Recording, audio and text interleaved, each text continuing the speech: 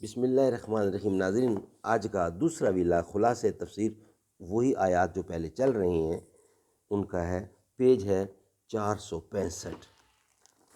ناظرین، اردو زبان میں آسان ترجمہ، تفسیر اور تشریح معارف القرآن جلد اول سورۃ الفاتح سے لے کر سورۃ البقرہ پارہ اول تک پارہ تیسرا رکوع 8واں۔ رائٹر ہیں اس کتاب کے مفتی اعظم پاکستان حضرت مولانا مفتی محمد شفیع صاحب رحمۃ اللہ علیہ۔ بسم اللہ الرحمن الرحیم۔ الحمد للہ وکفیٰ وسلام علی عبادہ الذین اصطفیٰ۔ قال النبی صلی اللہ علیہ وسلم خیرکم من تعلم القرآن وعلمہ۔ بہترین لوگ وہ ہیں جو خود بھی قرآن پڑھیں، دوسروں کو پڑھائیں، سکھائیں اور لکھائیں۔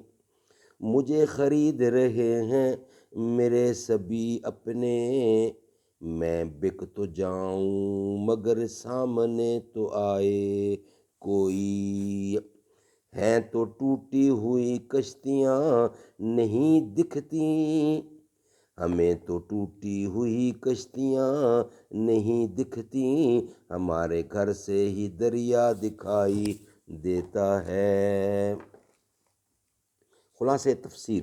حکم ہفتم، اعتبار حساب قمری درج، حساب قمری در حج وغیرہ۔ خلاصہ تفسیر۔ بعض آدمی آپ سے ان چاندوں کے ہر مہینہ گھٹنے بڑھنے کی حالت اور اس میں جو فائدہ ہے اس فائدہ کی تحقیقات کرتے ہیں۔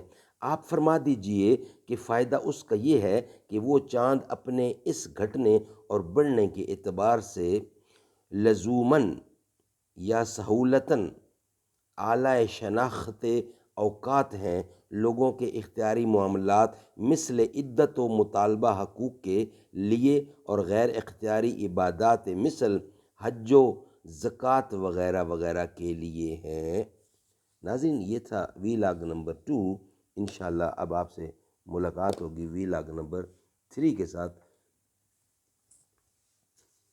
میری قسمت جگانے کو خدا کا نام کافی ہے، ہزاروں غم مٹانے کو خدا کا نام کافی ہے۔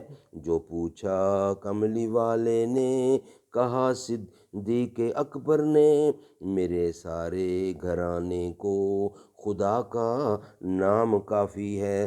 سلگتی آگ پر حبشی کے ہونٹوں سے صدا آئی، میری بگڑی بنانے کو خدا کا نام کافی ہے۔ خدا کا ذکر کرتا ہوں سکون قلب ملتا ہے، خدا کے اس دیوانے کو خدا کا نام کافی ہے۔ خدا کے در پہ آ جاؤ اگر مقصود پانا ہے، کہ ہر مقصد کے پانے کو خدا کا نام کافی ہے۔